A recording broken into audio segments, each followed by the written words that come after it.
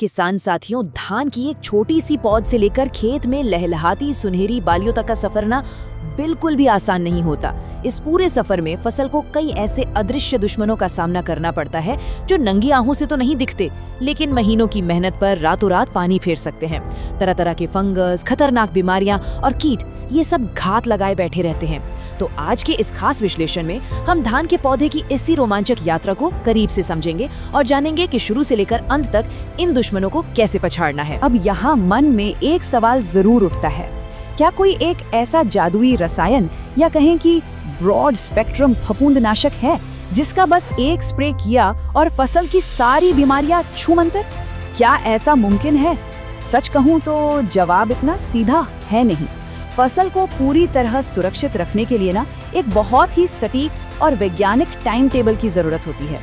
चलिए इस पूरे जीवन चक्र को समझने के लिए इसे 4 आसान चरणों में बांट कर देखते हैं। पहला, 0 से 30 दिन की शुरुआती अवस्था। दूसरा, 30 से 60 दिन यानी कल्ले निकलने का समय। तीसरा, 60 से 90 दिन का गभोट और बाली का समय। और चौथा, 90 दिन के बाद की अवस्था। और हाँ, आखिर में कुछ बेहद खास एक्सपर्ट मैनेजमेंट टिप्स भी देखेंगे। तो शुरुआत करते हैं पहले चरण से, 0 से 30 दिन की वो नाजुक शुरुआती अवस्था। इस शुरुआती समय में पौधों को मिट्टी में अपनी जड़ें मजबूत करनी होती हैं और ठीक इसी वक्त उनके पहले बड़े दुश्मन हमला करते हैं। मजे की बात यह है कि ये शुरुआती दोनों बीमारियां बिल्कुल अलग अलग वजहों से होती हैं। एक तरफ है खैरा रोग, ये किसी फंगस से नहीं बल्कि जिंक की कमी से होता है, जिसमें पत्तियां अचानक पीली और कत्थई पड़ने लगती हैं। और दूसरी तरफ है बकानी, जिसे झंडा पत्ता रोग भी कहते हैं। ये पूरी तरह से एक फंगल इन्फेक्शन है जो पौधे को या तो बहुत ही असामान्य रूप से लंबा कर देता है या फिर बिल्कुल बौना छोड़ देता है। खैरा रोग से निपटने के लिए 5 किलो जिंक सल्फेट को 2.5 किलो चूने के साथ मिलाकर प्रति एकड़ के हिसाब से छिड़काव करना एक बहुत ही मजबूत नींव तैयार कर देता है। लेकिन बकानी रोग के लिए ना प्रिवेंटिव उपाय यानी बचाव ही सबसे सही रास्ता है। बुआई से पहले ही बीजों को एमिस्टोर टॉप या वाइब्रेंस इंटीग्रल की 2 मिलीलीटर मात्रा से उपचारित कर लेना इस फंगस को जड़ से ही खत्म कर देता है। चलिए अब बढ़ते हैं दूसरे चरण की तरफ, 30 से 60 दिन का समय, जब पौधों में फुटाव होता है और कल्ले निकलते हैं। इस अवस्था में फसल काफी घनी होने लगती है, लेकिन ध्यान रहे इसी घनेपन के बीच शीट ब्लाइट और तना छेदक जैसे खतरनाक कीट छिपकर हमला करते हैं।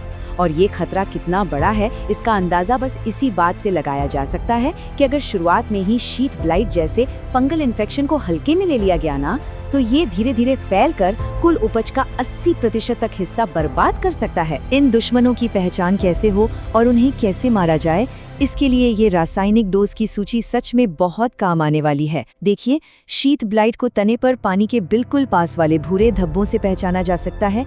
इसके लिए 200 मिलीलीटर हेक्साकोनाजोल का स्प्रे काम करेगा। अगर खेत में सफेद बालियां दिख रही हैं, तो समझ जाइए कि ये तना छेदक का काम है। इसके लिए 60 मिलीलीटर कोराजिन या 400 मिलीलीटर फिप्रोनिल एकदम सटीक है। और अगर पत्ते मुड़े हुए हैं तो वो पत्ता लपेट कीट है, जिसके लिए 100 मिलीलीटर डेल्टामेथ्रिन का छिड़काव तुरंत राहत देता है। अब आता है सबसे अहम तीसरा चरण, 60 से 90 दिन की घबोट और बाली अवस्था। ये पूरी फसल का वो सबसे नाजुक और क्रिटिकल समय है जब पैदावार को सीधा नुकसान पहुंचाने वाली सबसे विनाशकारी बीमारियां खेत में एंट्री लेती हैं। इनमें सबसे खूंखार नाम है फाल्स स्मट, जिसे आम भाषा में हल्दी रोग या कंडवा रोग भी कहा जाता है। हल्दी रोग से बचने के लिए 200 मिलीलीटर प्रोपिकोनाजोल का प्रिवेंटिव स्प्रे कर देना चाहिए। फिर 70वें दिन दानों के शानदार भराव के लिए 1 से 1.5 किलो NPK 05-32-34 का छिड़काव बहुत जरूरी है। 75वें दिन परागण को मजबूत करने के लिए 250 ग्राम बोरॉन देना चाहिए। और 80वें दिन ब्लास्ट जैसी खतरनाक बीमारी से बचाव के लिए एमिस्टा टॉप का छिड़काव एकदम कर देना चाहिए। अब बात जब ब्लास्ट या किसी भी भारी फंगल इन्फेक्शन को रोकने की हो, तो बाजार में मौजूद ये टॉप टियर ब्रॉड स्पेक्ट्रम फफूंदनाशक सबसे ज्यादा असरदार साबित होते हैं, जैसे एमिस्टर टॉप, जिसका खर्च लगभग 1000 रुपए प्रति एकड़ के आसपास आता है। फिर है बायर का नेटिवो, जो अपने खास मेसोसिस्टमिक एक्शन के साथ करीब 1400 से 1500 रुपए प्रति एकड़ में पड़ता है। और एक है टोजो, जो बचाव और इलाज दोनों काम बखूबी करता है। और अब हम पहुंच गए हैं अपने अंतिम चरण में, 90 दिन के बाद का समय, यानी दाना भराव और कटाई। जब खेत में बालियां सुनहरी होने लगती हैं ना, तब कीट पकी पकाई फसल को तबाह करने की अपनी आखिरी और सबसे जोरदार कोशिश करते हैं। और इस समय जो सबसे डरावना मंजर देखने को मिलता है उसे कहते हैं हॉपर बर्न। इसमें होता क्या है कि ब्राउन प्लांट हॉपर यानी भूरा फुदका तने के बिल्कुल निचले हिस्से में छिपकर बैठ जाता है और पौधे का सारा रस चूस लेता है। इनका हमला इतना भयंकर होता है कि एक हरा भरा लहलाता खेत रातों रात नीचे से जलकर पूरी तरह से भूरा और सूखा हुआ नजर आने लगता है। इस आखिरी और जानलेवा हमले को रोकने के लिए भारी हथियारों की जरूरत तो पड़ेगी ही। भूरे फुदके का जड़ से सफाया करने के लिए 94 मिलीमीटर पेक्सिलॉन या पाइमेट्रोजीन का इस्तेमाल सबसे बेहतरीन है। और हाँ, बालियों का रस चूसकर उन्हें बदरंग करने वाले गंधी बग को वहीं के वहीं रोकने के लिए डेल्टा मिथ्रिन का छिड़काव एकदम सुनिश्चित करना चाहिए।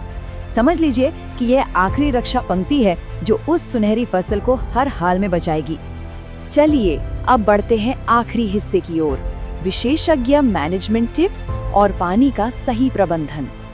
देखिए, रसायनों और दवाइयों की बात तो अपनी जगह है, लेकिन फसल को असल में स्वस्थ रखने के लिए खेत का बुनियादी मैनेजमेंट उससे कहीं ज्यादा अहम है। सबसे बड़ी बात, पानी का सही मैनेजमेंट अक्सर उन महंगी दवाइयों से भी ज्यादा जरूरी साबित होता है।